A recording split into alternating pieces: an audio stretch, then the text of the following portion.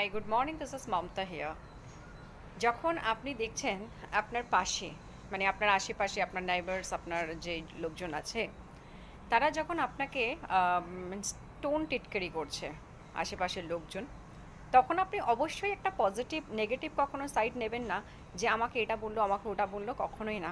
ঠিক আছে? Always positive side এটা অবশ্যই নেবেন, যে আপনি প্রগ্রেস করছেন, তার জন্যই কিন্তু ওরা এটাকে মানে মেনে নিতে পারছে না, অ্যান্ড যার জন্য ওরা আপনাকে কিন্তু উল্টোপাল্টা করছে। তো আপনি বুঝবেন আপনার ভালো টাইম চলছে, এবং সেই টাইমটাকে সিঁড়ি বানাবার জন্য না, আপনি ওটাকে আরও ফোকাস করুন, অ্যান্ড দেন ওটাকে সিঁড়ি বানিয়ে আপনি ওপরে উঠে যান।